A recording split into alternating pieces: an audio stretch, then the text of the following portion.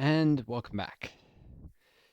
To those of you who have followed my Northstar Talks Politics videos before, sometimes I just talk screensaver, screen desktop background. Sometimes I show websites. This is one of the latter.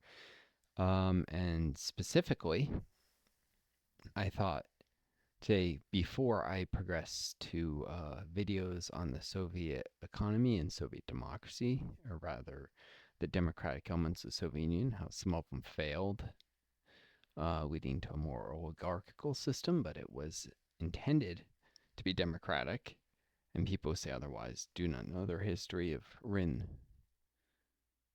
parts of it out. Nonetheless, before I get to relatively harsh critiques of where they fell short and where they, with acknowledgments where they succeeded in that regard, and to talk about the economy and the hypocrisy surrounding these discussions, which are used to put the U.S. on a pedestal and pretend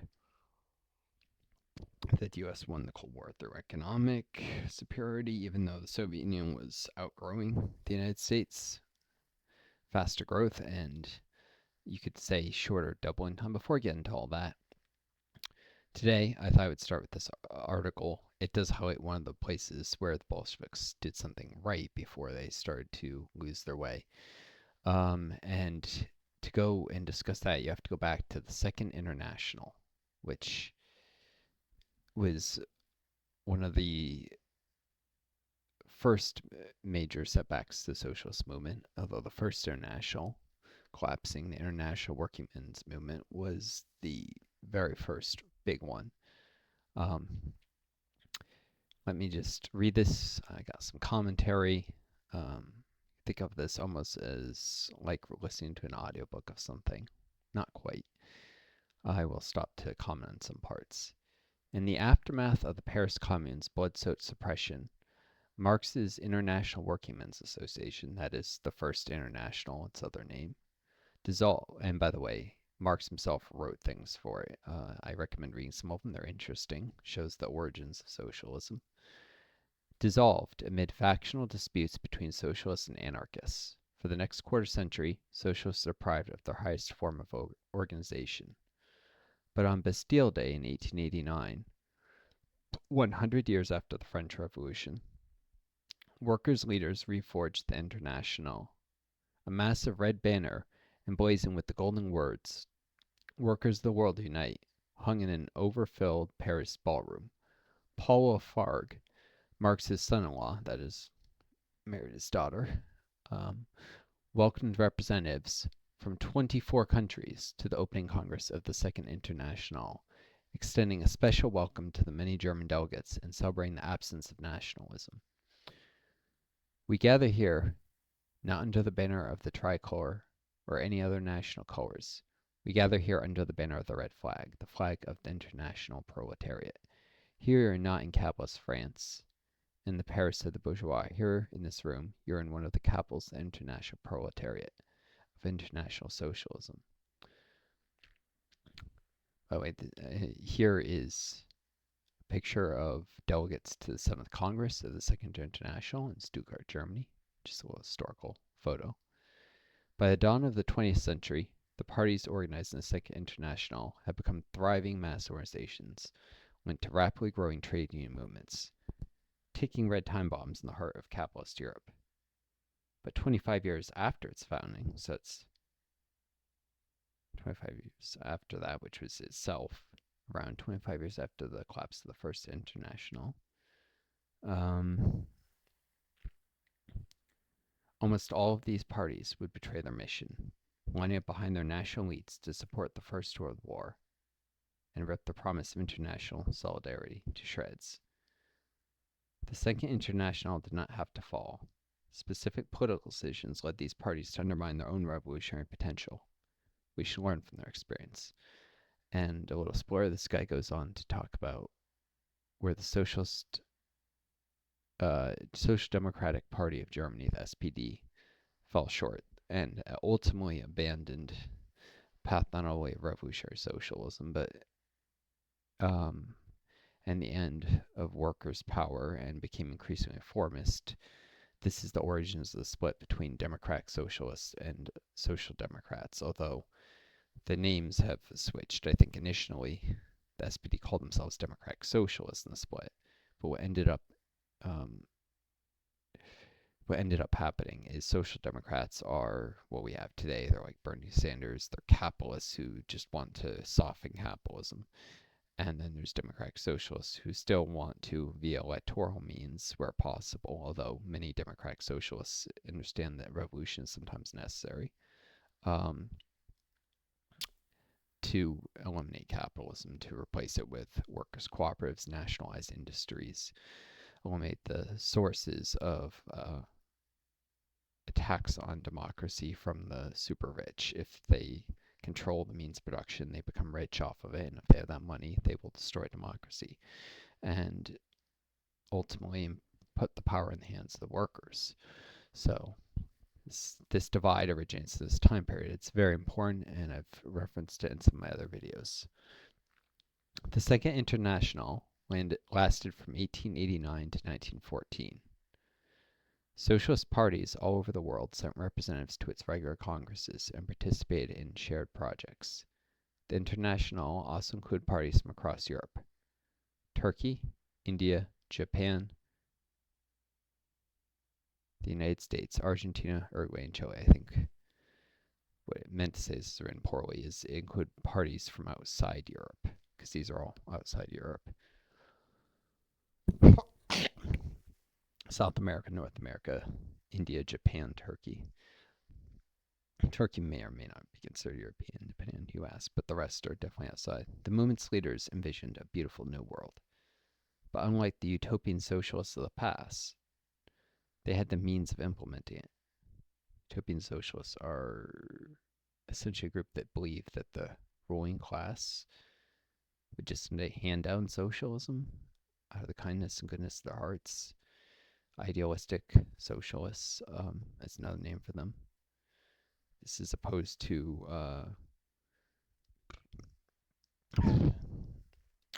materialists, scientific socialists, sometimes referred to, many of whom were Marxists. They moved forward with a relentless commitment to make their alternative a reality. Having discovered Marxism, a burning curiosity about nature and society drove this generation to explore every aspect of human history from their fresh perspective. They produced brilliant work.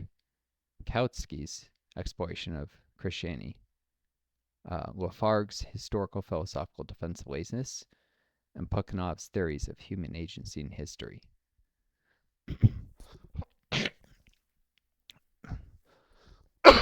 Sorry. Long COVID and cough. That goes with it, but I had even before it just got worse. So a little aside here. Kautsky was seen as the likely successor in the leadership of socialist movements worldwide to Engels at the time. He was brilliant and had produced some thought-provoking work for a while, but he eventually went off the deep end. And come the eve of World War II, he actually ended up stupidly, basically endorsing the Nazis, not directly endorsing them, but endorsing anyone who would fight against the Soviet Union to the degree that he verged on it, and not understanding. He did criticize Nazis and some of those other works, but not understanding where they came from. He developed massive blind spots and was largely relegated to being an angry old man. Most socialists ignored in his later years, and never lived up to his potential. But in his early works, he wrote some really brilliant stuff. Lafargue was, of course, Marx's son-in-law. I've not heard much about him before. Plekhanov, I remember hearing references to him. He was a long-running writer in socialist stuff, if I remember. The general himself, Friedrich Engels, this is when Engels was still alive, took the helm in those early years. His vast correspondence offered both theoretical and practical advice to Marxists organizing all over Europe. And Engels himself had traveled all over Europe. He spoke like 14 languages. Considered to be up there with Einstein as one of the most brilliant men to ever live.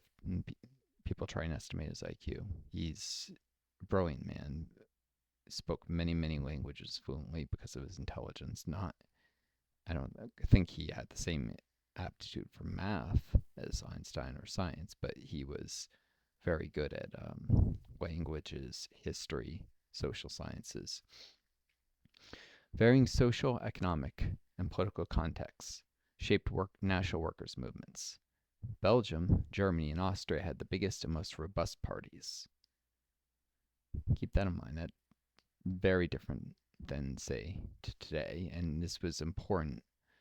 Germany and Austria and leaned to the rise of the Nazis, who were a reaction to these socialist parties being so big, while those in Eastern Europe, Russia, and Poland were forced underground, which will influence their behavior. The British and American parties took the least inspiration from revolutionary struggles in Marxism and tend to stand International's right.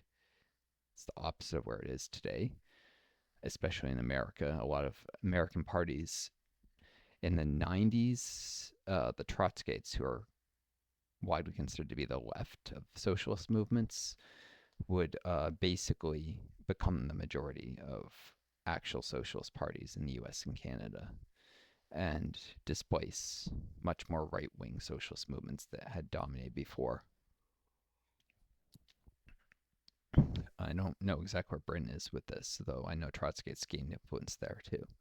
While international workers remain the movement's primary base, agrarian day, and of course this was all before Trotsky even did any of his work, agrarian day laborers and small holding peasants, agrarian day laborers, and so agricultural proletariat basically, and some people consider proletariat to only be industrial, but wage laborers in farms, smallholding peasants, farmers, in Europe they often call them peasants, made up a sizable chunk of Italy's and France's socialist parties. These those nations' trade unions remained largely suspicious of Parliament, which produced strong syndicalist currents. Almost all parties in also note, fascism would eventually co-opt some syndicalist movements, whereas some would remain ardently socialist instead. Almost all the parties in International emerged from the unification of several worker, socialist, or anarchist groups.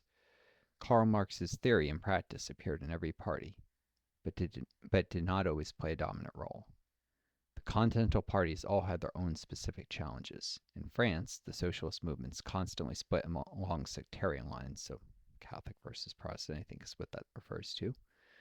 In Austria and Russia, party members had to grapple with the national question early on, so nationalism.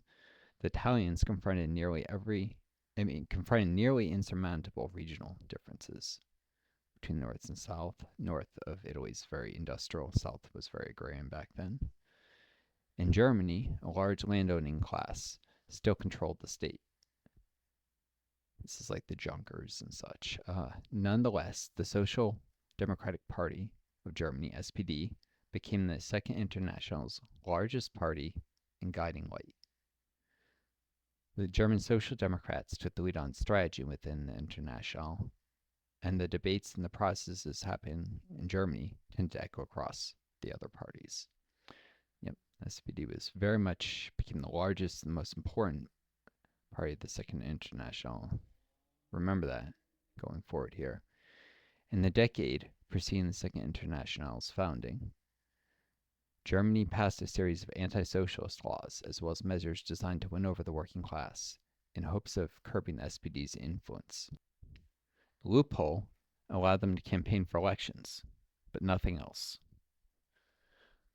But the movement's exile press, so underground newspapers, illegally, according to the laws of Germany, writing socialist stuff anyways, because of course Germany was a monarchy at the time with a fiercely oppressive upper class, and socialist-friendly taverns kept the SPD alive. In fact, for many German workers, taverns became virtually synonymous with social democracy, a feature the SPD shared with the Austrian and Italian movements. A prominent Austrian socialist even argued that the beer table was a more effective recruitment and consciousness-raising tool than newspapers and mass meetings. So this is referring to just conversations between ordinary people at pubs, at bars, taverns. around moving into socialist themes. By the 1890s, German socialism was leaping from victory to victory, permeating every aspect of working class life. This is strike victories, electoral victories. You look back in the history of that, read up yourself if you're curious. A German worker could be born into a social democratic household, join an SPD youth organization, then enter the social democratic trade union that organized their workplace. After work, they may attend a lecture at a social democratic educational society, or conspire with fellow workers at a party tavern before picking up groceries through a social democratic consumer society. In old age, workers knew that their unions would cover their funeral arrangements.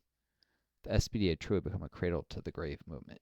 And note, there's direct parallels here with the Nazis. They tried to co-opt a lot of this kind of approach to organization and to gaining mass support with all kinds of influences in people's lives. They very consciously modeled themselves after the way the SPD had built socialist influence throughout the population. At this time, they were still a socialist party before becoming social democratic, really, as that split emerged. The party spread socialism not only through its massive press empire, dozens of newspapers, but also through the party school, regular mass festivals, and local branch meetings and party congresses. It organized gymnastics associations and a host of clubs for singing, cycling, rowing, swimming, sailing, and football, as soccer for Americans here, European football. Grassroots workers' associations promoted public health, free theater, chess, naturalism, and anti-religious proletarian free thinking. So they worked with atheists. German social democracy gave workers access to a comprehensive life world and some work-life balance in there. This social cultural milieu transmitted the values of solidarity, milieu for those word, surroundings, environment. Anyways, the ability to self-organize and political direction to hundreds of thousands of German workers.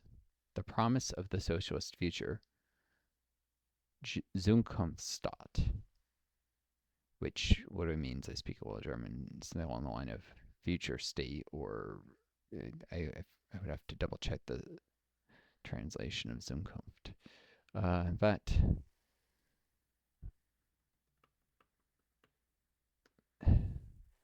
this will get me a German definition instead of an English one.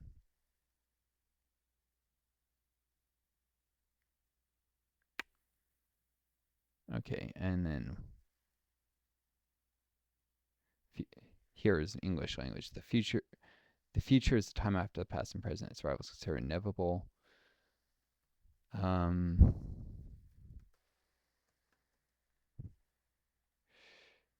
for an English translation,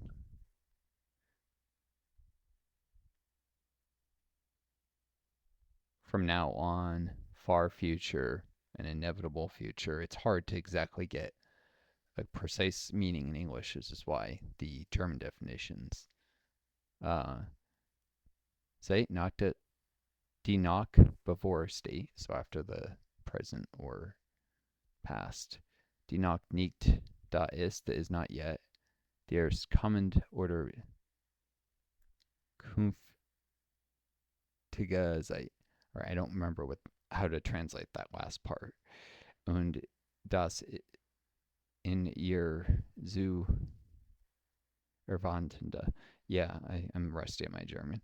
But I get something of the sense of it, but it's even harder to read it in German and then try and translate into English what that means. I'm not that.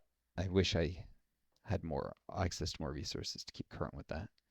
But with my long COVID memory issues. Anyways, the promise of the socialist future, Zukunftsstaat, bound them together and animated them. This vision differentiated the SPD from the period's liberal parties.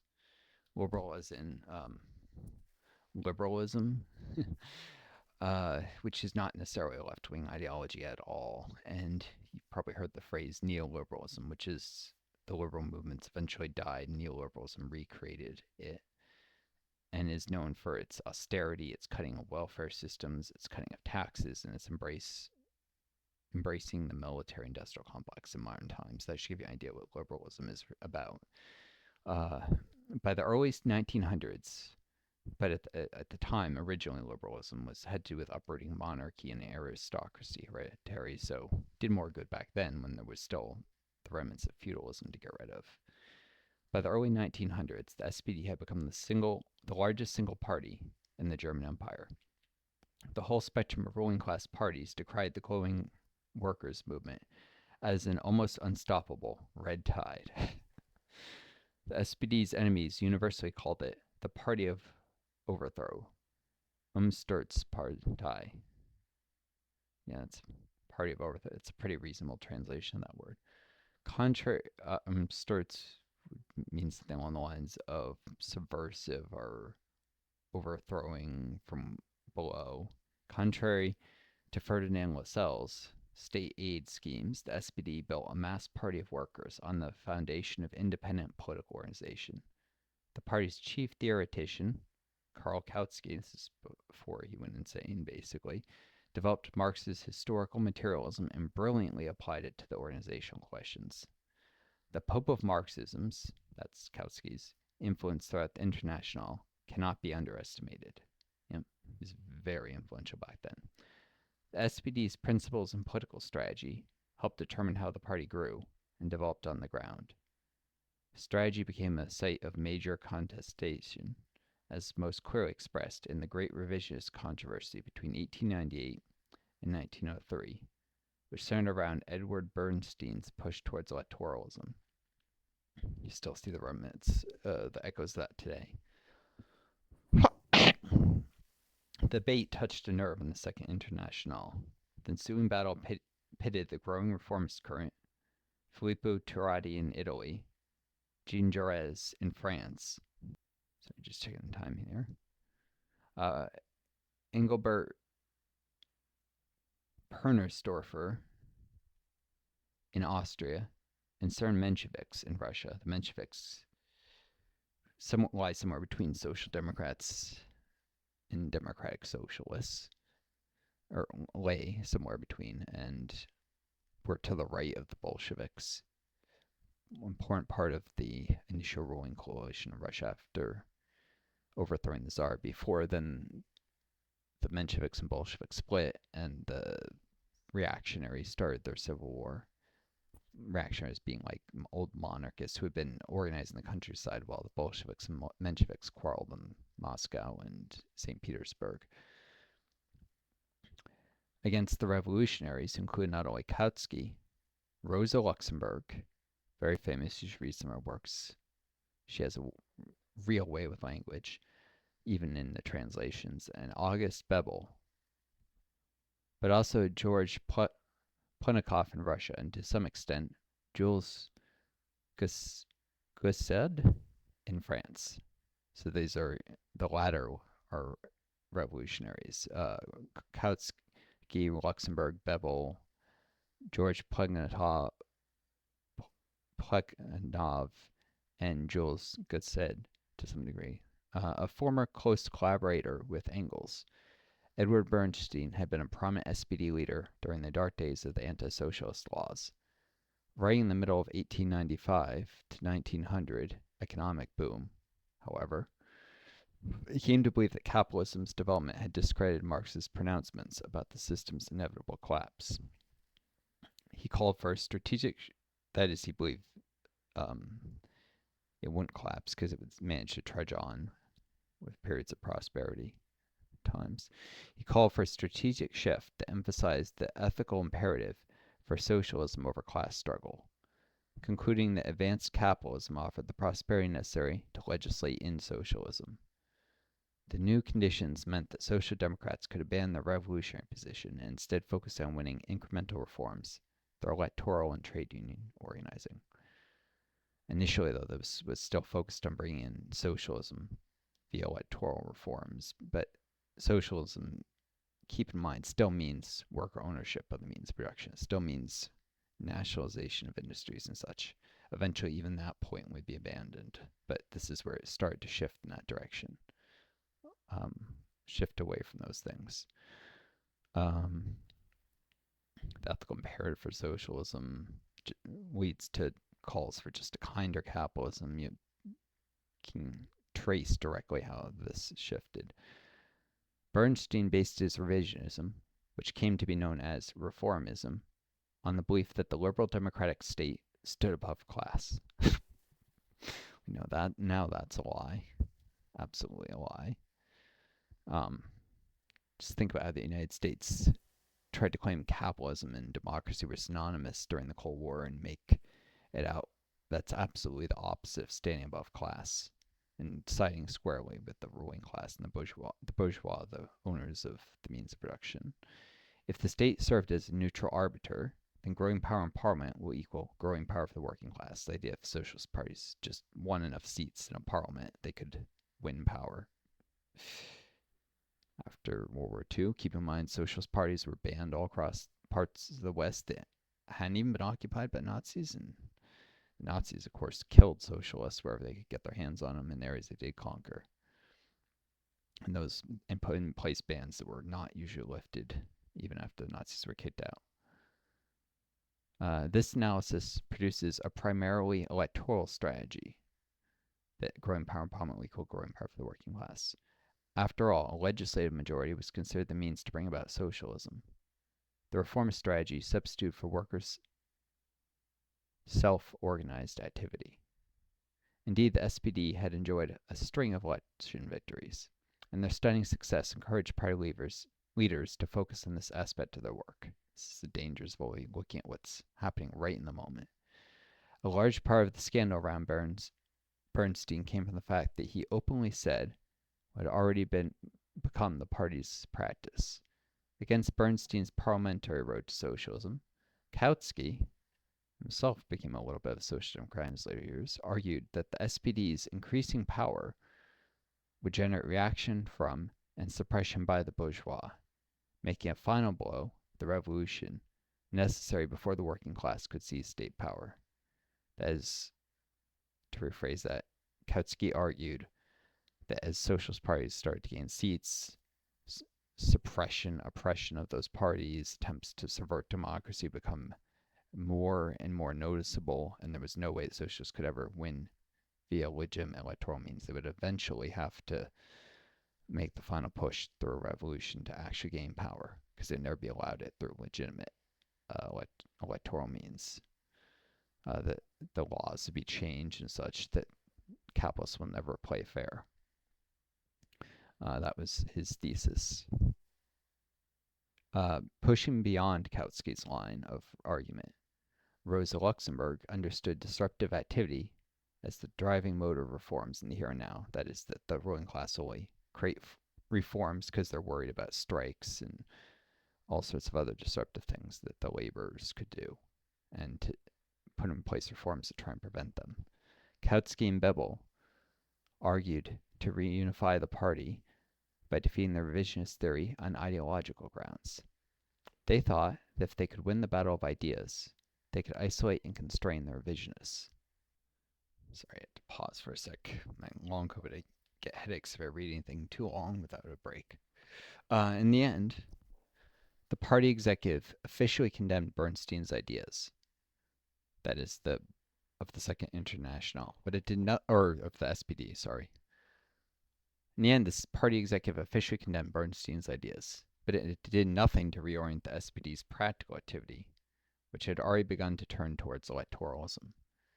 Kautsky foolishly claimed victory.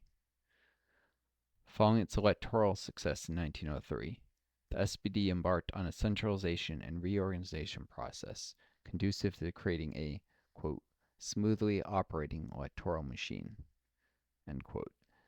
This effort required hiring a mass of paid staffers to fulfill the new tasks.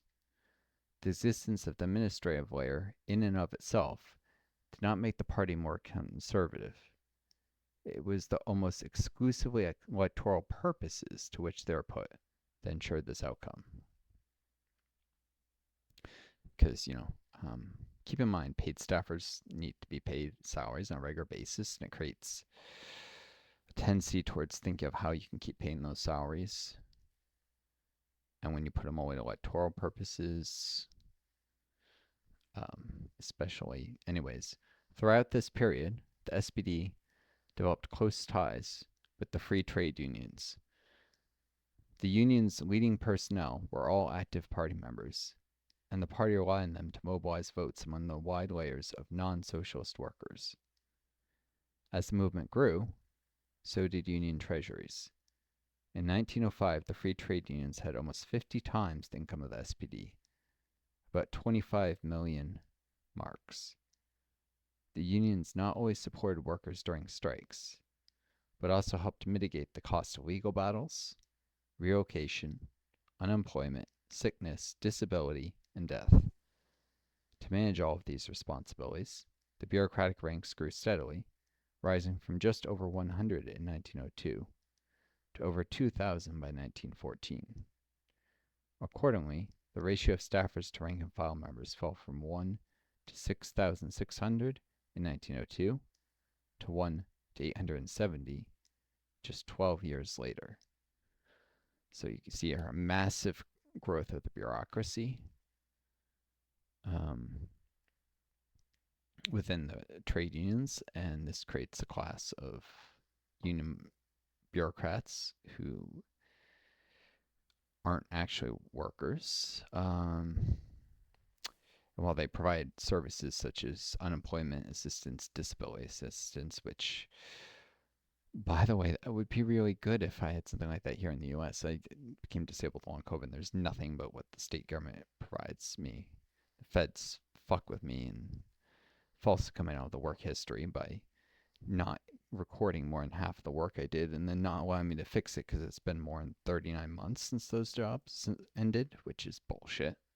There's probably a way around that, but I need a lawyer, and that's part of the corruption of this system, because the lawyers themselves are in on the game of making things excessively complicated, so their services are needed, and they take a huge cut when you do win the disability cases, which many people do when they actually hire the lawyers, but it's hard to win without a lawyer's help.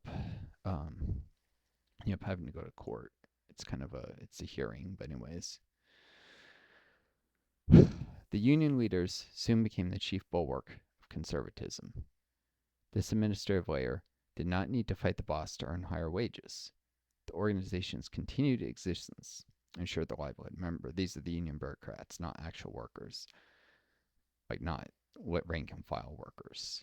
They're still working for a living, but their motivations are different. Dependent on stable economic conditions and good faith negotiations with employers, the bureaucracy, this union bureaucracy, fundamentally aligned with Bernstein's emphasis on the peaceful development of capitalism. Against the party's official rhetoric, staffers prioritized union and party stability over social democracy's revolutionary aims, and mass mobilizations required to achieve them. Keep in mind, this is back when social democracy still had revolutionary aims. While the German SPD plodded forward, a storm was brewing in the East. In 1905, a wave of mass political strikes spread across Russia and Poland, where, keep in mind, the socialist parties had already been banned and were operating underground, creating the first workers' political councils, or Soviets. Soviet literally means a workers' political council. Strike activity in Germany began to rise in the wake of this outbreak, and the SPD once again plunged into debate. The trade unions declare they would not even discuss mass political strike, causing uproar among the SPD's left wing. The debate culminated in the party's 1906 Mannheim Congress. Keep a couple things in mind here. Mass political strikes, also known as secondary strikes or general strikes, are now illegal in Germany and many countries because the bourgeois, the rich, have succeeded in outlawing them. They're illegal in the United States, in Germany, I believe in Austria. Country after country manages to pass these laws. So now workers don't even have the opportunity to carry out mass strikes or strikes for any reason other than the working conditions in their particular business mean they can't even hold strikes in solidarity with other companies. They can't hold it for political purposes.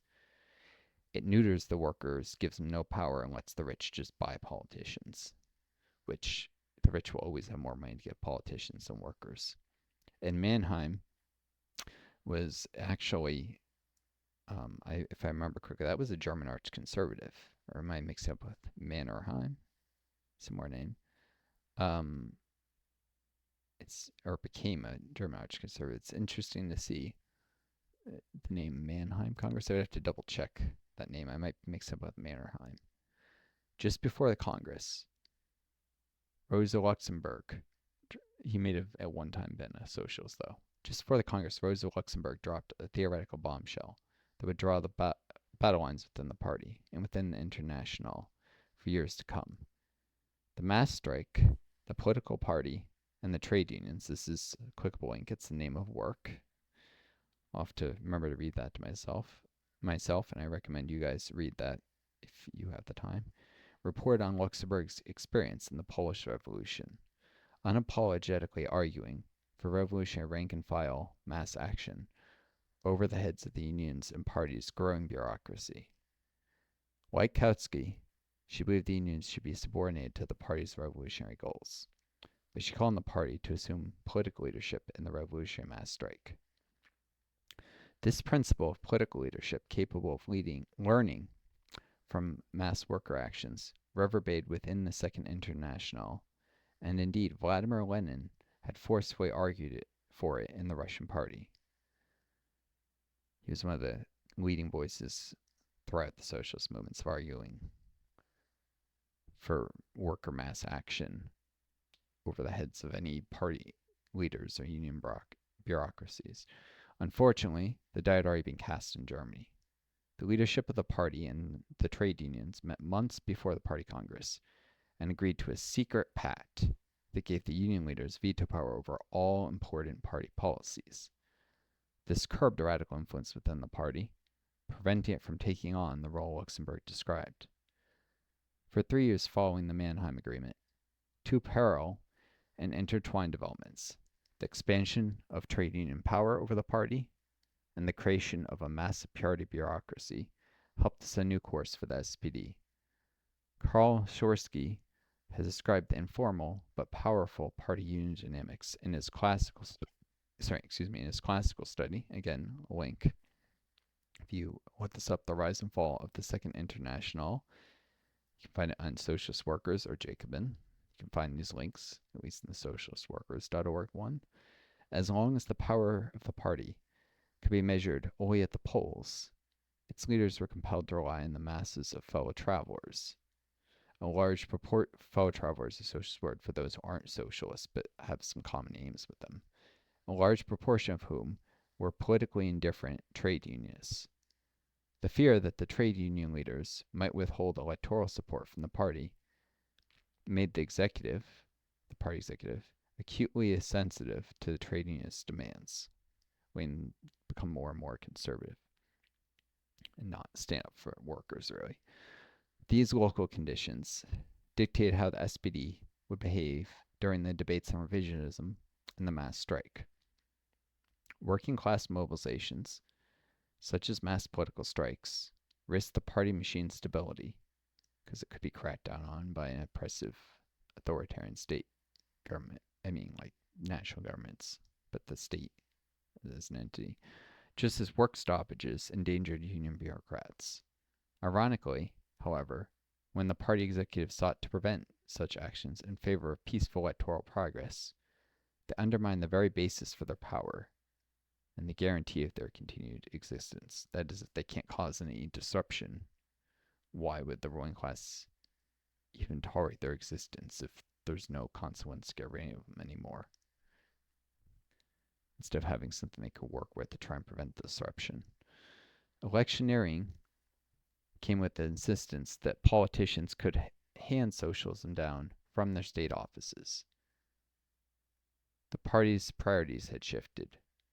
No longer did it fight for workers' self-activity, with Parliament serving to amplify those possibilities. Instead, mass mobilization was subordinated to electoral needs, to the relationships between party officials and bourgeois politicians, and to secret negotiations and the Reichstag's smoky halls. Indeed, the Reichstag was extremely corrupt, in fact, very reminiscent of the state of the U.S. Congress today, and in the levels of corruption and oligarchy, which is why I fear the U.S. is going fascist, just like Germany later did not much after this time period. This was the state of the SPD on the eve of the Great War. No iron law of mass parties dictated this result. Rather, it came directly out of a series of political choices. So, the authors point out it didn't have to happen this way. Choices are made that force this path. Reformism had also been gaining ground throughout the Second International, though not always for the same reasons as in Germany. All of the parties experienced internal strife and centrifugal pulls, often resulting in compromises that forestalled taking action beyond spreading propaganda and winning elections. At 3 separate congresses in the early 20th century, the Second International passed resolutions against war and militarism. As late as 1912, the delegates resolved that socialists should, quote, exert every effort to prevent war. But the International couldn't hold member parties accountable to these decisions, nor could they carry the resolutions out by ordering a general strike or other mass mobilization. So they didn't have party discipline that could hold people accountable or the parties accountable.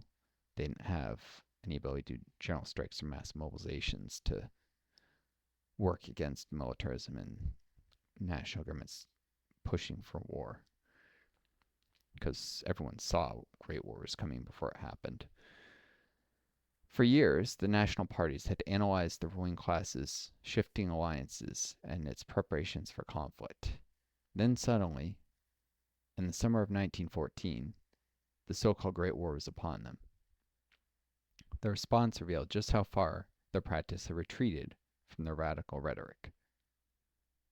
In France, the staunchly anti-war leader of the Socialist Party, Jean Jaurès, was assassinated, striking fear into the party and union leadership, who then voted unanimously to support the no-strike, quote, Union Sacrée, or Union Ceasefire, I think so that means, to defend the nation.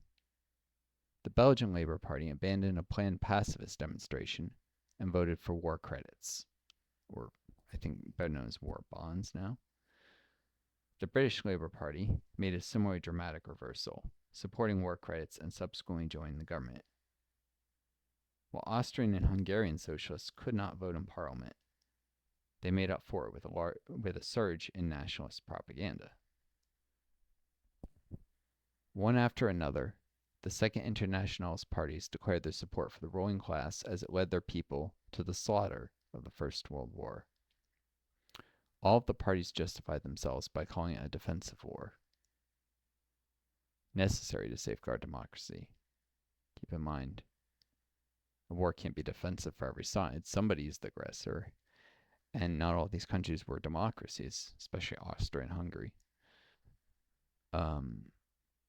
Turkey, and even the so-called democracies were often controlled by the bourgeois, and really subverted democracy and oligarchy, much like the U.S. today. History has cycles. Sometimes democracy advances, sometimes it retreats. All chose their own nation over the international solidarity they had proclaimed 25 years earlier. Remember all the resolutions against war and such, and for international solidarity. Aside from small groupings, the Bolshevik Party was the only major force in the international that took an unequivocal stand against the war and its ruling class. For the Bolsheviks and the Mensheviks that joined them, this position represented the logical conclusion of their long-standing efforts to foster working-class self-activity, which necessarily entailed international solidarity with other workers. So not killing the workers of other countries in a pointless inter-imperialist war, like is occurring now in Ukraine, by the way, inter-imperialist war. In 1914, as Germany geared up for war, it asked the Reichstag to consider how to fund the effort. On August 2nd, The free trade unions agreed to participate in government preparations for war, eventually rejecting trade union, quote, offensives. I think that's offensives against the ruling class and their power during the war, taking advantage of the situation to gain rights, and establishing a, quote, class truce. Keep in mind, if you're from the West, we consider the Germans the bad guys in the war, and the trade unions were lining up to, quote, defend the nation instead of to push for worker rights. Maybe from Germany, which is, I guess, still the West, but if you're from certain countries, you might disagree with this assessment. They were the bad guys, but nonetheless, it was a lost opportunity to gain worker rights and push for the end to capitalism, to move in that direction. 2 days later, the SPD delegation voted unanimously for war credits, shocking Lenin and the international left wing, so the left wing of the Second International. The revolutionary activists immediately recognized the vote's true meaning. It dealt the powerful Second International, the living hope of Engels, and the bane of the European ruling classes, its death blow. Indeed, the Second International did fall apart after this. Very quickly. The class truce committed the SPD to a resolutely reformist course, once and for all, enforcing state discipline on the party itself. Reformism's logic had been taken to its logical conclusion, completely subordinating the party machine to the state. But this reform from above policy, and the SPD apparatus wholly invested in it, failed to secure any concessions from the German ruling class. It would eventually take mass revolutionary action to end the war, and that's the German Revolution in 1918. By the way, this mass revolutionary action, one of the key figures who helped lead it was Rosa Luxemburg, another influential individual, Karl Liebknecht. Interestingly, relevantly, both of these individuals were murdered in the night by far-right death squads under the orders of the SPD when they formed the Weimar Republic after World War I. So the SPD would go so far as to murder the people who helped force the end to the war. And also interestingly, I saw a recent video by the head of Die Linke, which is the Socialist Party in Germany today. I believe in her office, the background she uses, there's a picture of what I'm pretty sure is Karl Liebknecht and Rosa Luxemburg. I definitely recognize the one of Luxemburg on the wall behind her, which is to say the German left has realized that was a mistake, and that the SPD, of course, which is still around, does not, in Germany, still one of the largest center-left parties is now considered, had abandoned, was right for nationalism.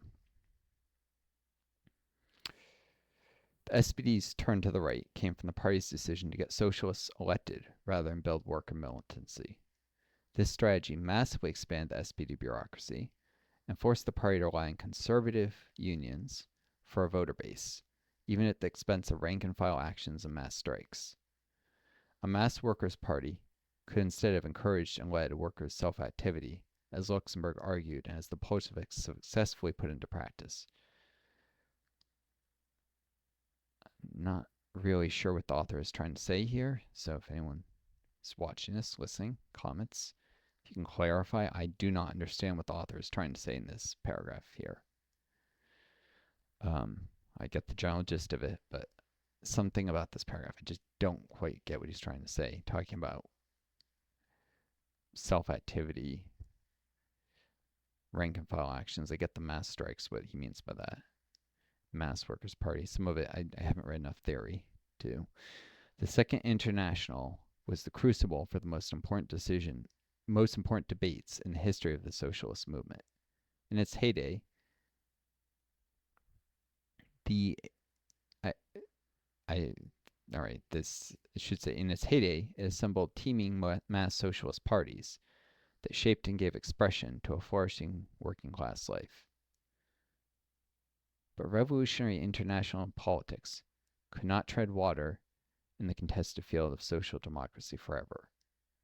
When the either-or political choice inevitably confronted them, the insurgent social democratic parties invariably allowed their attachments to positions of influence to eclipse their political project. Socialists have been trying to salvage the gems among the wreckage of the Second International ever since. first published in Jacobin. So hope you folks enjoyed that, and it does give some credit to people like Lenin. Uh, some of his ideas, particularly the idea of democratic centralism, I'm going to heavily criticize in some of my next videos, if I can remember to do this, to produce these videos and don't lose track of exactly what I was going to say. But he was quite correct that pursuing electoralism over all else, completely rejecting things like strikes and disruptive protest, would just land socialist parties. It's just ending up center left, and in the case of the SPD, going so far as to eventually side with the Nazis indirectly. Before there was a Nazi party, monarchist and far right militias that would become the Nazis worked with them for a time. They were critical of the Nazis rising to power, but they rejected a last-minute alliance historically with the Communist Party of Germany, the KPD, that could have prevented Hitler from taking power.